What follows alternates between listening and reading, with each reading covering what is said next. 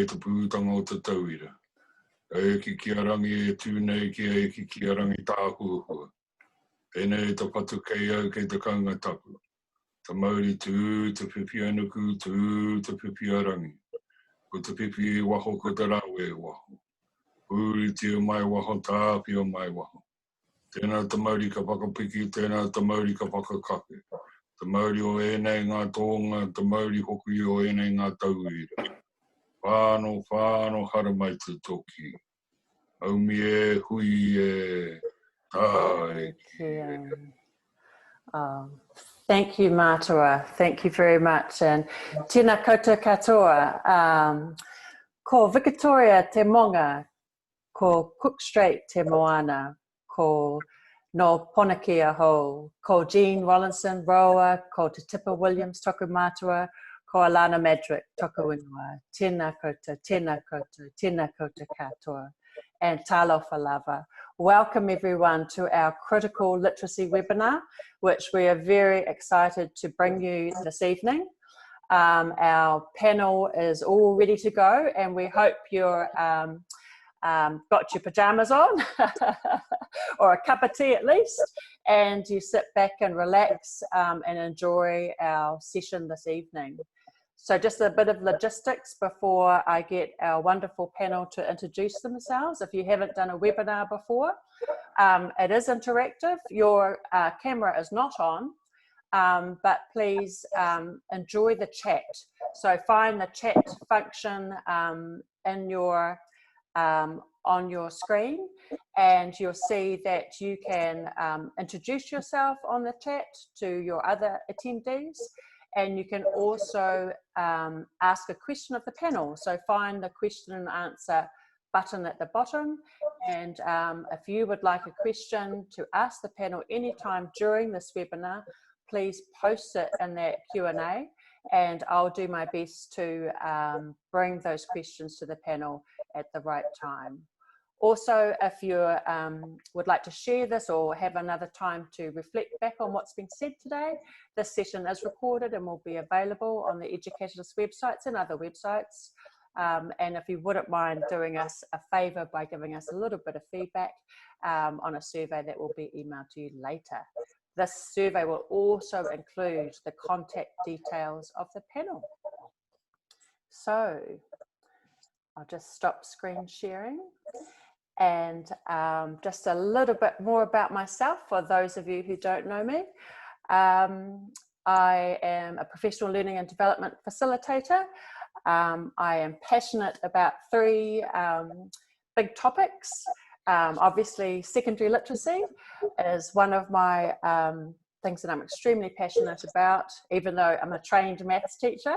So I know we've got some science and maths, social sciences, English, primary school teachers. We've got people from all sorts of schools across Aotearoa, as well as some schools, hopefully, overseas. So the other two parts of what I love to support schools in is culturally responsive pedagogy or culturally sustaining pedagogy, as well as Pacific success and how to bring tapasa to life. So yeah, I look forward to hosting this evening, and I'm going to pass it over to Mike to please introduce yourself. O tēnā koutou katoa e whakarongo mai ki a tātou nei ngā kōrero o te pōne. Ka rere taku nei wairua ki te tihi o ngā maunga ko parai kare tū tērā. Ti tiro ki raro ki ngā wai e rere mai te pikaukau o te maunga tai atu ki te kiri e Tangaroa. I roti i tērā ngā wai ka kite e mātou te tihi o ngā marae. Kei wainganui te iwi o ngā tiapa ngā wairiki. Ko tini waitara te marae. Ko ngā tiapa te iwi. Ko rangi tumu ana te hapū. E mihi ana ki a koutou. Ka rere ngā pokaro hoki ki tērā atu o toka āhuru. Kei rere moi ai te tehe o mātou nei konanga i tēnei ngā pō. Ko tauni tērā, no rere e taranga tērā moi mai, hoki hoki. Ko hoki anō ki tērā atu reo, e whakamārama mai. So, greetings to everybody. My name is Mike. I am from Ngāti Apa Ngā Wairiki, sitting here in the middle of the Rangitike Manawatu. Like Alana, I'm fortunate to work in ECE, primary, secondary, tertiary, home. My focus is on the embedding of iwi and hapu views, ideas, and ways of being, doing, and knowing into the curriculum, as well as passionate about success for our people. Hopefully tonight you may gain something, and we'll all gain something from our conversations. Nō reira, ka nui ngā mihi atu. Ka nui ngā mihi atu, ka nui ngā mihi atu. Ka tukuna te rākau nei, so I'll hand over to Susan. Nō reira, tēnā tātou. Kia ora, Susan. Kia ora, Mike. Kia ora koutou. Ko Shasta te maunga, ko Klamath te awa, no North America aho, ki korpatai troku kainga, I naene, ko Susan Sandretto aho. Tēnā koutou, tēnā koutou, tēnā koutou katoa. Thank you very much, Alana, for inviting me. I work at the University of Otago College of Education. I've been doing research into critical literacy since 2005. In a previous life, I was a Spanish immersion teacher in Northern California, and I have a real passion for this work into critical literacy, and I'm thrilled to see you all here this evening, and I'm really looking forward to our chat. And now over to Tara. Kia ora and assalamu alaikum. I'm very excited to be here. I am from Zaid College for Girls, which is an all-Muslim, all-girls education facility here in Auckland. And Alana has come to do some work with our lovely school and help us explore critical literacy. So I'm really excited today to talk about some of our earlier journeys in exploring critical literacy and what it means to our staff, students, and just the exploration process. Kia ora, everyone. So thank you very much for that. Well, this session we're going to look at 3 big questions, and Sped, of course, you'll be wanting to know what it looks like in your classroom, but we're going to hold off with bated breath for a little bit as we just look at what is critical literacy. Actually, what is it? Why is it important? And then how can we implement critical literacy into our teaching and learning programs? So the big question, what is critical literacy? How do we define it? We've got 3 different points of view here, but I'd like to ask Susan, please, to introduce her definition of critical literacy. Thanks, Alana. So the work that we conducted was with primary and secondary school teachers, and we co-constructed a definition of critical literacy, and this sits within a framework of the 4 resources model that was originally developed by Peter Freebody and Alan Luke in Australia, and you all are probably familiar with a version of it. So it talks about to be considered literate, students need to be able to break the codes, make meaning, use and construct texts, and hopefully critically analyze them. And so for us, in this work, critical literacy is about supporting students to understand that texts are social constructions, and we use the term text in the very broadest sense. So what we're constructing tonight, of course, is a text, written texts, visual texts, and so on. Texts are not neutral, and so every text is up for grabs, and we can critically analyze it. And then we can think about what authors have done when they construct texts. So what's been included or excluded. And then we can think about how topics or people have been represented. And ultimately, in a critical literacy lesson, we are worried about the so what. How do texts shape our thinking and our action, our understandings of ourselves and of others? So I might keep it short and sharp and just leave it there and pass it on to Mike for his perspectives to add on. Oh, kia ora mo tērā. Thank you, Susan. Yep, critical literacy.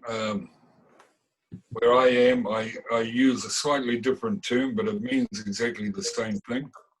I talk about contrapuntal analysis. So a model that was created many, many years ago, comes from a musical background, musical theory, developed a bit further in text by Edward Said, where we're looking, as you mentioned, Sarah, listening for the voices that are heard, but also the voices that are not heard. Because oftentimes, when our students, when our whānau get to see, hear and read things, oftentimes they're not actually seen in the corridor that's emerging. They don't realise that there's only one opinion being offered by the author or the creator of those particular works. And so again, we're thinking, whose other voices? One of the examples I use in one of my classes is the story of Robinson Crusoe. Everybody's either heard of it, read it, or watched the movie. But I asked them, what is Friday's real name? And then I wait for the answer. And perhaps one of our people watching can tell me, what is Friday's real name? So it's thinking about, as you say, how are they being portrayed? Are they worth even mentioning sometimes? And in the days that we have today, all the incidents that are going on, deciphering for ourselves what might be true, even though truth can be very subjective and take us off into all sorts of things. But yeah, like you, I'll keep it nice and succinct. Otherwise, I'll jump on a soapbox and we'll be here forever. So, kia ora for that. Next, I'll hand this over to Tara to enlighten us all. Thank you, Mike. Tara. Oh, you're welcome. So for me, I think critical literacy is helping students identify how and why a text is shaped and by who. So they're really looking behind the curtain for that. So, I mean, the last time I looked at critical literacy was, gosh, about 10 years ago, but I didn't call it critical literacy then. I think I just wasn't as explicit about how it was being covered when I did my graduate diploma. But we looked at it in media studies, and at the time the topic was looking at conflict journalism in the Middle East and the Arab Spring. So that was sort of the hot topic that we were looking at. But we noticed something, that critical literacy, or how we receive media, is really highlighted at times of either crisis or conflict, or when something is going on in the globe and we are brought attention to the perspectives that we are being offered. And we get to sort of have a peek behind the curtain at how they're constructed. So it's really about epistemologies, or ways of knowing, and understanding that there are multiple ways of knowing, multiple ways of showing, and understanding that sometimes there are deep methods of construction behind the text that we look at. So again, no text is neutral, and they're all up for analysis. Oh, kia ora koutou, everyone. Isn't it wonderful to have three different perspectives about this word and this topic that we're talking about? And if I just try to summarize what has been shared there, I give it a go.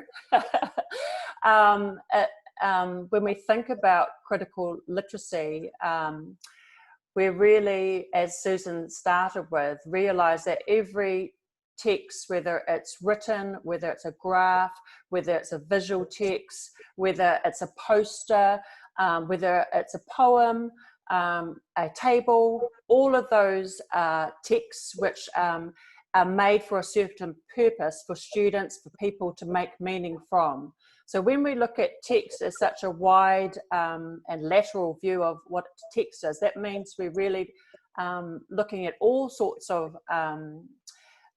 texts that can influence the reader in some way or form. And as Matua said, I love that word, can we all say it? Contrapuntal analysis.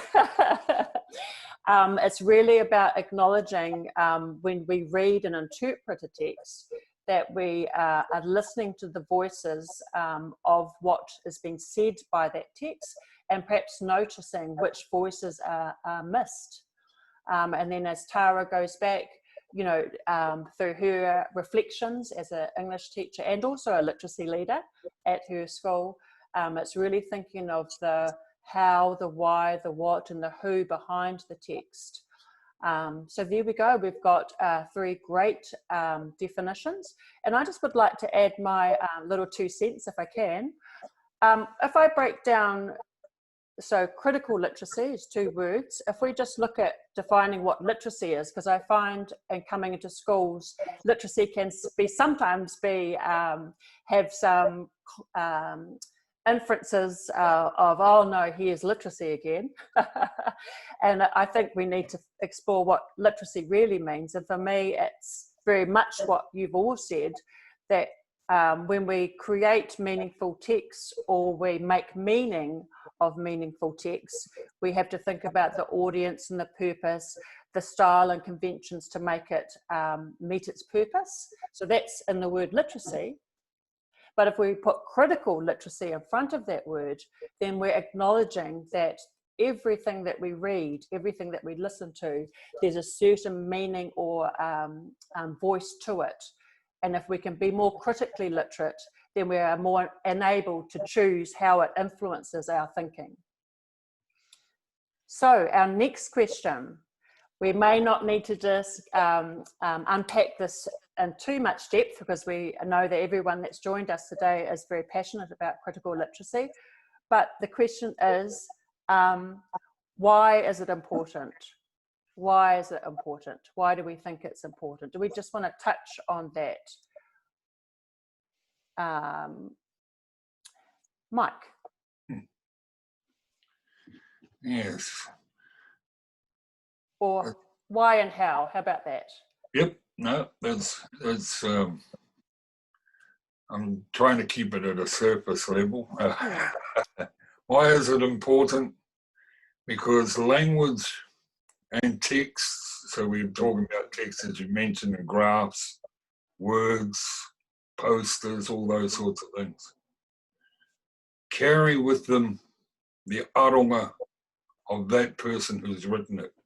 The aronga being the worldview, perhaps, of who has put this thing together. And they come with some often unconscious bias or stereotypical thinking.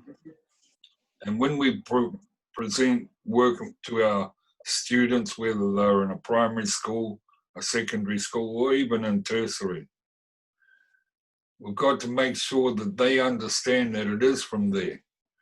Oftentimes our young ones will read something and they'll say, oh, the book has said this, the book has said that. They're not thinking about, do you or can you hang something of your own experiences onto that? Can you see yourself in that work even? What is it telling you about yourself? So when we get to have our students start to learn about those images, those ideas that are presented to them, thinking about, okay, what do you know about this corridor? What is your prior knowledge? Even our babies, what is their prior knowledge? What are they bringing with them so that when we have this corridor, they learn these new words, they've got a picture in their own heads. A great example these days at the moment is the Black Lives Matter and all the fighting that's going on. We have people say, oh, all lives matter, brown lives matter, white lives matter. And we're only getting one little picture of what's actually going on. There's so much other work that's going behind the scenes, but media has concentrated on 1 or 2 points. And so some of our kids, and I found this just yesterday when I was in a school, the kids are nervous because they're thinking, oh, well, because Black Lives Matter, my life don't matter anymore. There's been a shift in consciousness and almost a raising up of fear within our kids. by showing them or providing them with some tools to have a look and say, well, this is one perspective. What about this other one? The one that's not there, the one that's not shown. Does that say the same thing? What do you think about yourself and when you hear these things? How do we shift the power away from the person that's telling you so that you can tell your story? All these things are such important, because if we don't, we end up with a society that moves around blindly, that is accepting what's on the screen as real, that, like we all know, some kids have been told that they're dumb forever and a day, and so they start to believe it. By giving them these tools, by teaching them not only the how, but the why is so important for them to look beyond. Then they start to gain some insight into themselves. They start to gain some strength in themselves. And they start to build self-worth in themselves, rather than relying externally on something else, which is where many of our kids are. The hangaro, the technology. We have kids that live on these computers. They live on, apparently there's some something, I'm no good on those things, social media things, but they live on them. And somebody might say, oh, you're fat. All of a sudden it destroys them. They fall apart. Whereas once they start to be literate first, then they can use their critical analysis to say, well, if they're saying I'm fat and I'm not, what is the issue? So they look beyond those what's in front of them and go, okay, what is the issue? And it's such an important thing for them. But I'm sure the ladies have got so much more eloquent ideas than me. I'll hand it over to Tara, since... Thank you, Mike. I really enjoyed that point about students being able to substantiate their identity, because I think they really have quite a flood of information coming to them. I mean, I really am showing my age here, but students have access to the internet, a lot of them, around the clock. And it's sort of not sufficient to say that we can hold their hand while they're being exposed to a variety of texts. I mean, we can sit alongside them in the classroom, but they walk out of the classroom being exposed to a variety of texts. So it really is the importance of critical literacy to empower students with being able to be discerning participants in breaking down a text. And I think that's really important, that when we impart to them the tools in order to look at themselves and a text and understand that there may be distance, there may be perspective, and there may be things that are not necessarily truths, but perspectives, and that texts are subjective. And I think that is really important. It's always better to enter into looking at texts with tools rather than naivety. And again, they can't be monitored around the clock. I see this because I'm also a parent, and even though my son is little, he loves to navigate YouTube. And part of it is that we're looking at digital natives, you know, in our understanding, and students really need the tools to be discerning and look at texts. I'm not going to say suspiciously, but again, critically, that there are constructions behind the text that they're viewing, and that they can't take everything as truth, especially when we have conflicting messages that may come their way. Okay, thank you. Susan? Kia ora, thank you, Tara. Yes, you and Mike have all made really great points that I'll just add on to. One of the things that I always advocate for is that critical literacy is about supporting students to have power over texts rather than texts having power over them. And it is about language and power and how those things are bound up together.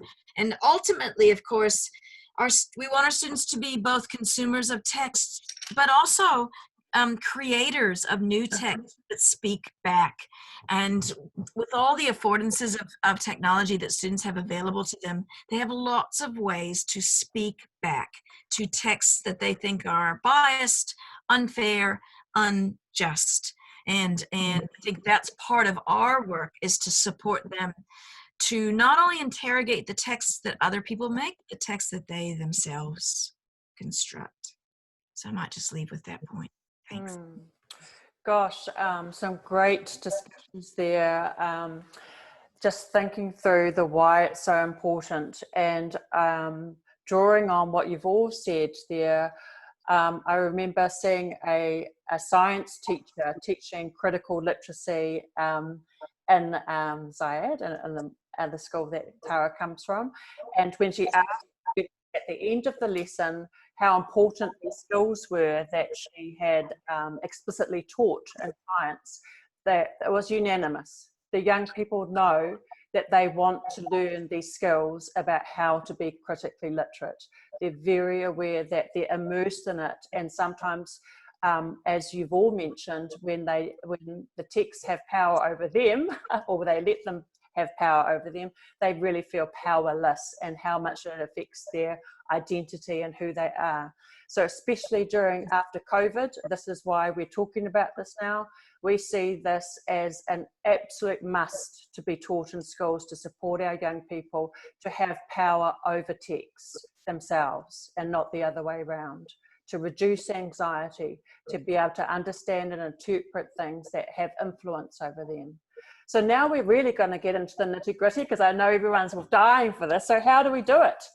So how do we teach critical literacy in our classrooms, whether we are a science teacher, literacy teacher? We've got some maths teachers out there, I know. So how do we teach? What's one key idea, little gem that we've got to share with our audience? And we'll start with Tara.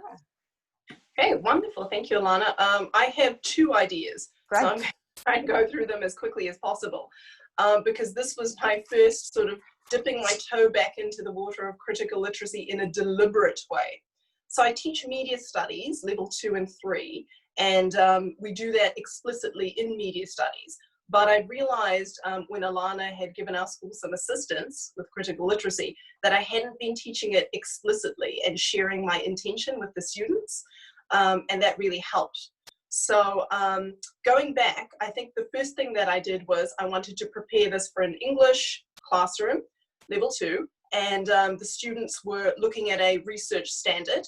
So they were looking at information literacy anyway, and it was really a natural evolution then to put critical literacy into my standard.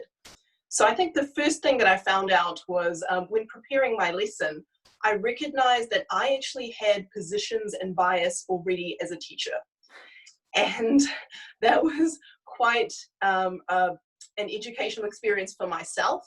But I thought, right, how am I going to manage this in the classroom?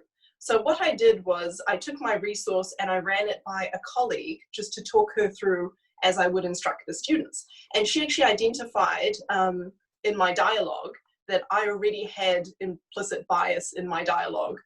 She said, what I should do is just look at my adjectives and look at the inflection in my voice, because I definitely had a perspective. And I don't want to teach students how to think.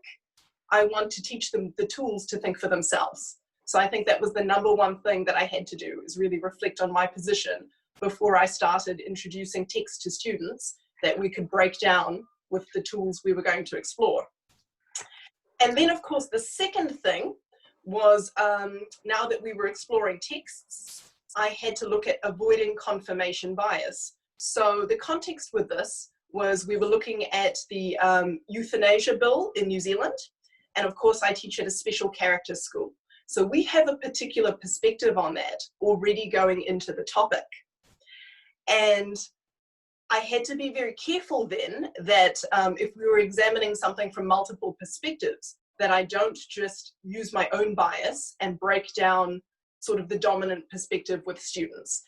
For us to first examine and explore what critical literacy is, students need to look at a variety of texts, hopefully a variety of text types. So that is very useful. What we found was perhaps if we looked at a blog, the information was very different to the national census and statistics. Then the information still differed when we looked at individual testimonials, and then expert testimonial was also particularly different. We looked at a range of organisations such as Hospice New Zealand, and their perspective was then different. We reflected on our religious understanding as well in the end, because of course we are underpinned by special character values, and we found that we had a range of differing perspectives, and it wasn't just sort of black and white, it was a whole scale of grey, and depended on a variety of factors, and it depended on a variety of vested interests, notions of ethics and morality. So it was really fantastic deep learning. That was sort of our introductory lessons that took 2 classes, and the feedback from students was, this is fantastic, it's real world learning because it's grounded in what is actually going on around them. And the last thing they told me as student feedback was, can you please not string all these lessons one after the other, because it often takes more time than we think it does, and the discussion to come from it is fantastically rich. Thank you. I'll hand this over to Susan. Oh, thank you, Tara. What a wonderfully rich example. And it really illustrates the 3 things that I talk about when I talk about how to teach a critical literacy lesson. And that's text selection, questioning, and dialogue. And so you selected a rich variety of text, and I think that's really important. And one of the powerful aspects of the critical literacy work is enabling multiple readings. And so, Alana, you talked about culturally responsive pedagogy.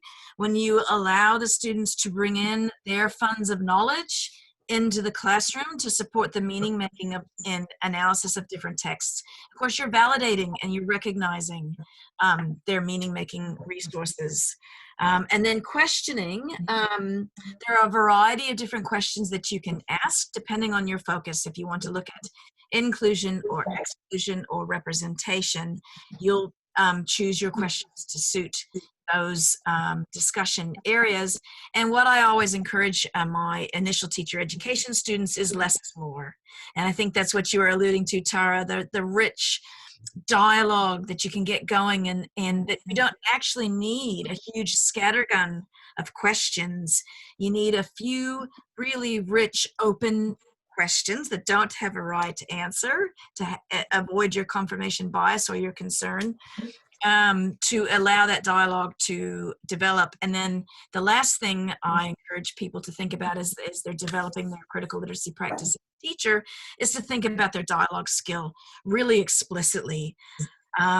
We find, all of us, that we do a lot of teacher talk, and actually what we're trying to do is allow for student talk. And so to look at your dialogue practice, to get a buddy to observe you and take some notes, or to you just to audio record a lesson and listen to who's doing the majority of the talking, can be really powerful. And then use those pedagogies that you already know. Think, pair, share, small group work, all of those sorts of things to support the students to spend more of the time doing the talking and the discussion would be the things that I encourage in terms of thinking about the how. And now I'm going to hand over to Mike. I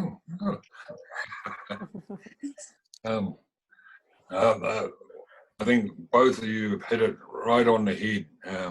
Just one little thing to think about too is acknowledge in the classroom your bias. There's nothing wrong with that. And it allows then the student to recognize their bias, recognize that, yep, even though we talk often abstractly about the material in front of us, it becomes humanized when we say, now my view is, rather than this is the view of the author, this is the view of this one, that one, and the other. Because we are, as much as we try to avoid it, we're the voice of authority for our students. They're going to look at us first. So if we can acknowledge our bias and say, yeah, well, my thoughts are this, but you need to create your own. And use pedagogy, as Susan mentioned.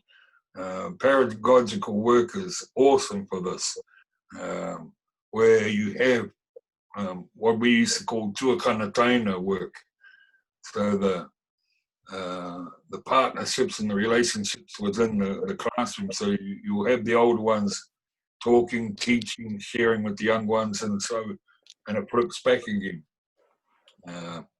And don't be afraid to go to places that are not normally gone, shall we say. Let the kids go.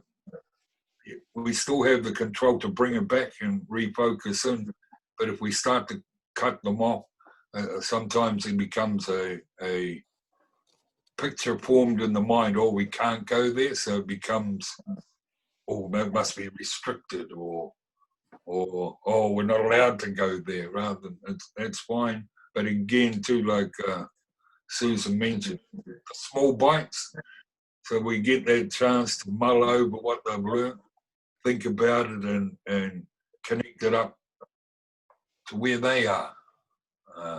Very important that, otherwise it just becomes words. Becomes, oh, Whaia said, or Professor said, or Matua said, rather than how is it relevant for them. But otherwise, yeah, awesome tips there. Yeah. Well, Go, Alana. Thanks, Mike. Sorry. Wow, there's so much rich examples there for our attendees. Now, look, I'm looking at the chat and I'm looking at the answers. I'm really hoping that we're striking a chord with what your own thinking around critical literacy is, and what you might like to take away from this session. So I encourage you to use the question and answer for our panel. This is a great opportunity to think of what's on top for you tomorrow. If you're going to go back to the classroom and maybe you want to get a little bit more clarity around something that you might like to trial.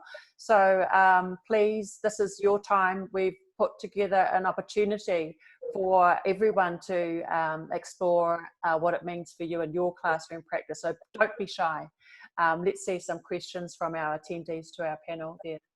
But we've had some great examples of multiple readings. You know, Tara started off with the context, the theme, the big idea is, and looking from the different perspectives for each of those different types of readings.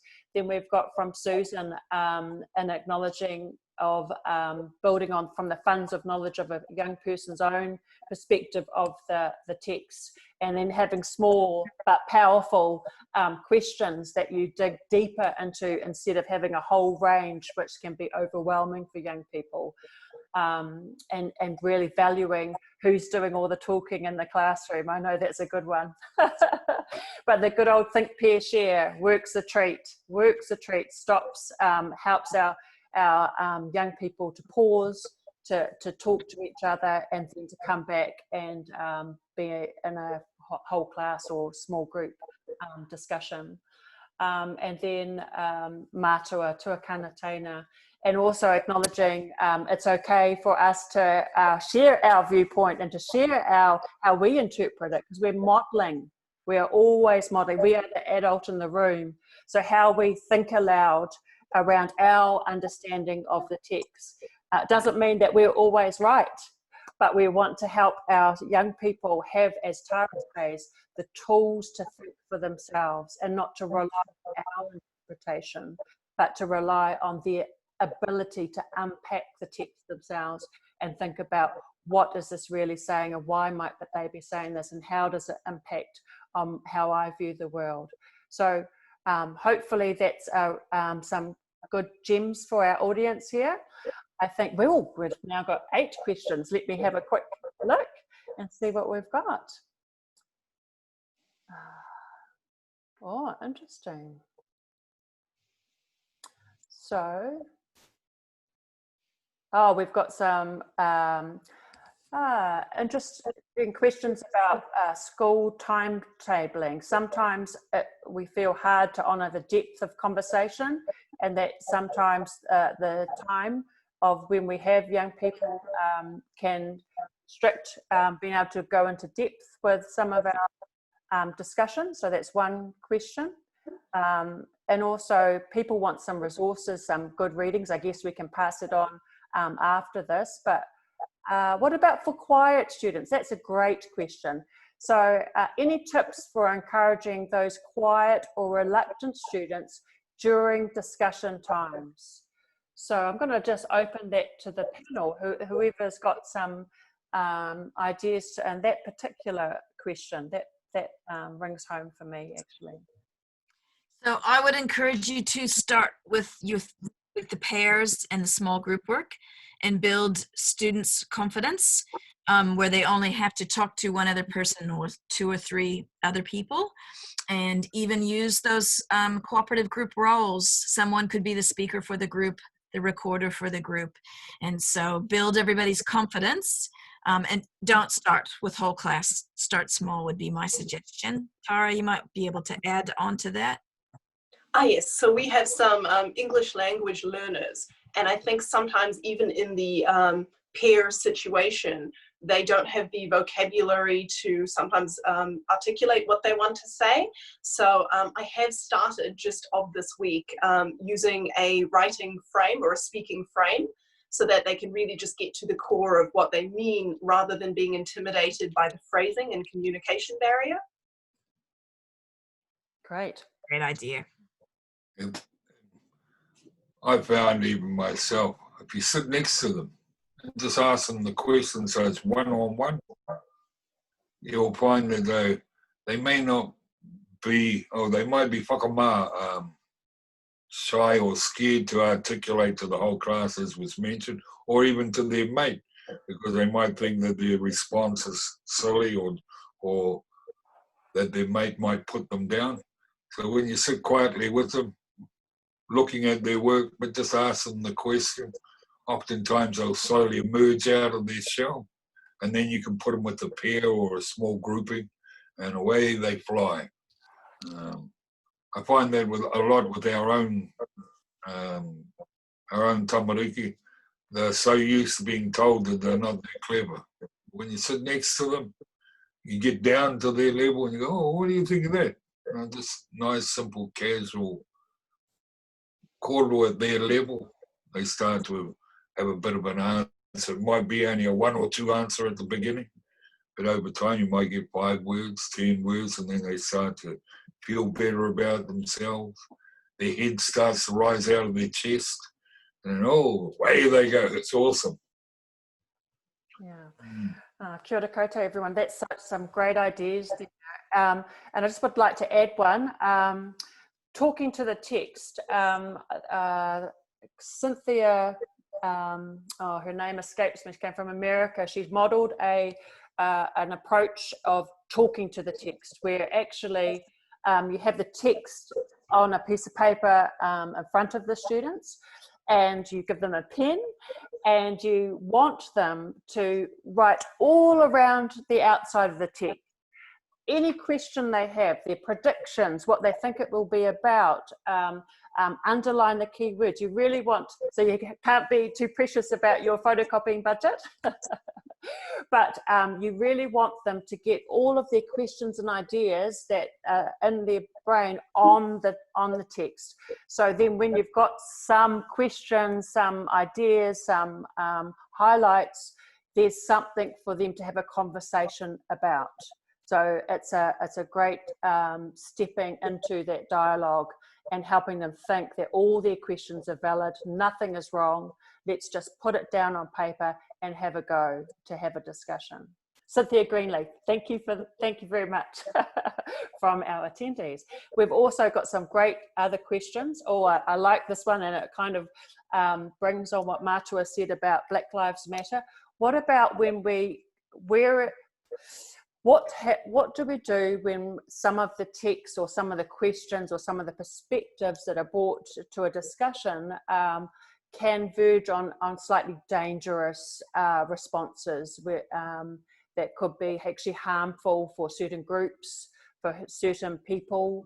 And how do we as teachers, as adults, navigate that space? Like, when do we draw the line, and how do we navigate those difficult conversations? We don't want to steer away from them, but we have to have some strategies about how to respond when it happens. Anybody got some ideas, please?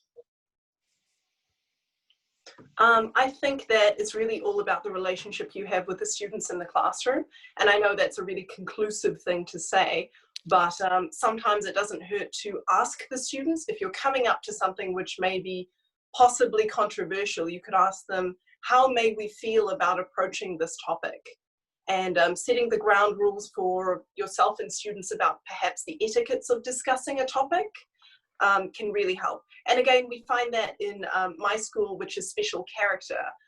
For example, when we're talking about euthanasia and we say, okay, let's look at possibly some of the argued benefits of this. I know that largely it goes against our faith-based understandings in some ways, but it's still an important thing to talk about, you know. And I know that some students may feel sensitive about the issue. Perhaps they have an elder that is, you know, unwell or something. So it does verge on something that may be sensitive for them. But again, it's all about building those relationships and asking the students whether they're comfortable going into that discussion space. I felt that that really helps. Anyone else like to add on some ideas there? I think establishing those talk rules in the classroom about how we interact with each other, how we can have a go, if you will, of ideas, but not people. You know, how you create that safe space for dialogue, for the students to interrogate ideas, to debate a side of a topic that might not be the side they actually align with, but be able to consider those different viewpoints is so important. To be able to stand in someone else's shoes is a vital part of this work, and it's uncomfortable. But as teachers with good relationships with your students, you can support them to do that. I totally agree. It's a bit like what we did, Alana, in our dual roles and shared responsibilities framework. We have to create that third space where it's about the kaupapa. It's not about the people. Because as soon as you start to discuss people, you start to tread on very thin ice, and then, oh boy, we end up having a battlefield going on in the classroom. But if we can set those ground rules, as Susan and Tara have said, and ensure that it is the kaupapa that's being spoken about, whether it's euthanasia, which is going to bring up all sorts of emotions, but we have that safe space for people to talk about it, through to all the rubbish that's going on in the media at the moment with Trump and Black Lives Matter and COVID being a CIA plot or some blooming thing. But as long as we can talk about that rather than the people that might be generating those ideas, then it becomes less of a fearful thing. Because oftentimes we've been taught, when I was going to school back in last century, those areas were restricted thinking. They were, oh, you don't go there, you leave that alone. But our kids today know about some of this stuff. It's impacting on them all the time. And oftentimes when they get the opportunity, they do want to talk about it. And so by creating that safe space where there is wānanga going on, so ngā piti kōru, ngā piti whakaro, some shared discussions, shared thoughts, some of the things that they're thinking about can slowly be diminished. The issues are no longer this huge rock they're carrying on their shoulders, but now it's just a peanut that they can put in their pocket and move on with. So yeah, very important that. And you do it in a safe manner for all people, whether we like the subject or not. Very important, because we see it. They'll see it in the media, certain viewpoints that are often at one end of the spectrum or the other. This gives our students the opportunity to investigate and look at it in a safe space, in that third space, without recrimination or without finger pointing or trying to think of the English for whakamā. Shame or yeah, that'll be the nearest one. Aye, kia ora. Kia ora. Well, thank you very much, everyone. Hopefully we've helped our, we've also got some great ideas on the chat as people share amongst each other. That's awesome, everyone. The last, well, two questions actually before we finish up. There's been a great question from our attendees about junior classes. And actually, I remember when we started at ZCER, our teachers were very comfortable in the year 13, year 12, thinking about critical literacy, and then when we explored it, we went right down to year 9 and year 10. And then I know Susan's book, Planting Seeds, has got a great example right down to the primary school level. So Susan, maybe you'd like to start on just answering, you know, what does it look like in a junior classroom? Absolutely. So I replied to Rachel, thank you for your question. I've shared this work with early childhood teachers because reading isn't just code breaking the words. Of course, we read the visual, we read other things. And we have a resource that we constructed called Integrating Critical Multiliteracies using the 4 resources model in New Zealand guide. And so if you go to the page in the NZCER press, you can watch the videos. And if you purchase the resource, there are professional readings. I know a number of people have asked, where can we get some readings on these things? So in that resource, there are professional readings and reflective questions. And so as a syndicate, as a department, you could watch the videos and you could do professional learning together. But what I encourage folks with the younger kids to do is to embed it in guided reading. So do a guided reading lesson, a traditional lesson with your selected text, and then return. I did share it, it's in the Q&As. Sorry, I got distracted. So two guided reading lessons using the same text. Your first guided reading lesson would be your traditional code breaking and meaning making. Your second guided reading lesson would be the critical literacy work, where you've selected a couple of rich open questions for the students to engage with. And the book that I see several people have put in the chat, thank you very much, has a number of questions that you can turn into playing cards, and you can adapt those questions to suit text and to suit the topic for your level and for your students. And so that's where I would start, regardless of the level and regardless of the text, to scaffold everyone into it. Great. So hopefully that's helpful for our primary school and junior middle school teachers. Also, I just wonder whether there was a switching strategy one of my teachers trialed, which I hadn't heard of before, where you might look at a visual text and interpret and make meaning of it, and then think about how could we use different people, how could we use a different context, how could we use different colors, how could we use even a different scenario but say the same meaning, so they get an idea of how you can switch up the features of your text and show either the same meaning or actually the alternate meaning. So they're realizing that text features are being used for effect, and that might be quite fun at all levels to give that a go. That's just called a switching strategy. If you have a look, Uncle Google helps us out very many times in our work. And the last question before we close up, I know you've got some wonderful, I saw my friend Donna asking about racism and the big issues, but I hopefully we've answered a little bit about how to navigate those difficult scenarios. But just to finish off, what's one myth or misconception around critical literacy that our panelists might like to share for our attendees? What's one sort of myth or misconception we might have about critical literacy? And we'll start with Susan, please. Well, I think I got an opportunity to address one of the big ones, which is that students can't do this work until they're fluent readers. And that's not at all the case. You don't have, it doesn't matter whether you're 5 or 500, you can do this work with support. I guess another big myth is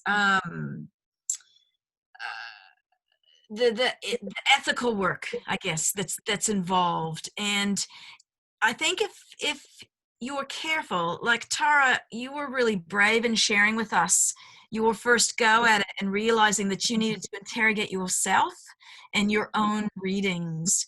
And I think a lot of teachers fear that they're going to push their position onto their students, that their answer is the correct one, and that they're going to drive the train until the students get to that correct answer.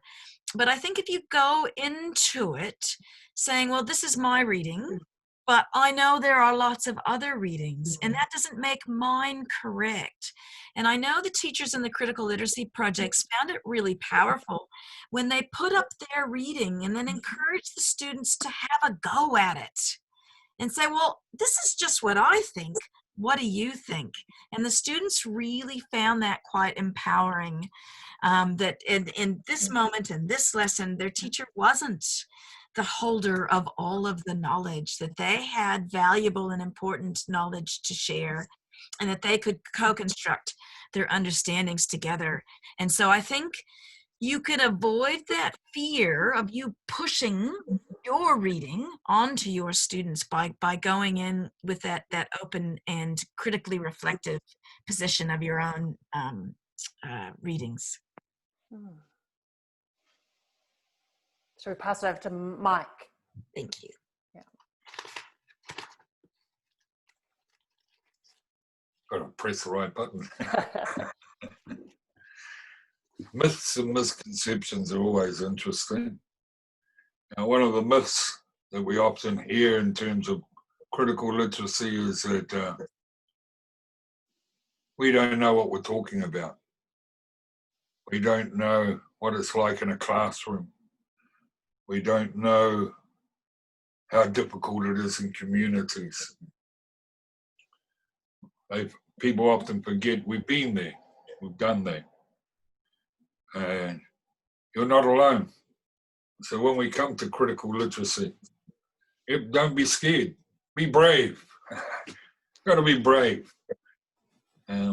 Challenge the orthodoxy that surrounds us. I remember going to school and only had certain texts that you were allowed to read or present in the school. We need to challenge that. As I think Donna was talking about there on our chat there about racism, and there's a concern about bringing it up. Don't be fearful, bring it up, but bring it up with other people that can support you. Get your whānau in there so they can tie in a relevance to it. We know, we may not have written the books, like you can see behind me, but we've walked the talk. We know what it's like to be. And our kids can be very critical thinkers when they get the opportunity, regardless of whether they're 5 or 6 years old or 18 years old. They live in a world that is totally different to my time. There's so many pressures on them. But with the skills that we provide them, they can start to unlock some of that power structure perhaps that's around. Start sharing the power, sharing in the power, removing it from one place to another, and understanding that my voice matters. My voice matters. And if I can't see myself in the literature, why not? And then as Susan pointed out, maybe we have to rewrite the literature. Start writing our own stories from our own perspectives so that our voice is out there and it gives resources for all our teachers out there. You'll see a voice of Ngāti Apa, not a Māori voice. Throw that Māori rubbish out the window no such thing as Māori, but I won't go there. Or we may have a Muslim perspective, or Iranian perspective, or a Samoan perspective, or whatever. It's important that we get those perspectives out there, because we're going to have to live with each other as neighbours. Whether we like each other or not isn't the point. We're going to live with each other as neighbours. And so being able to critically look at that as a literacy, tuhi, so the text, waha, what we say, kitinga, what's presented to us. We can break down some of those things that are hidden behind it and start changing the world, no? Change the world, one step at a time. Kia ora. Kia ora. Tara, would you like to just add on from those beautiful words Mātua shared with us? Thank you, Mike. Yeah, I think one of the misconceptions, myths and misconceptions, especially from a secondary perspective, is that even though this is critical literacy, please don't leave it up to the English department. Because there is so much power in students being able to bring skills from across the curriculum and make those connections. They are so powerful. I mean, we had students bringing in their science research into English and then looking at report writing and being authors of their own structures and looking at what they're going to represent and a variety of data from statistics.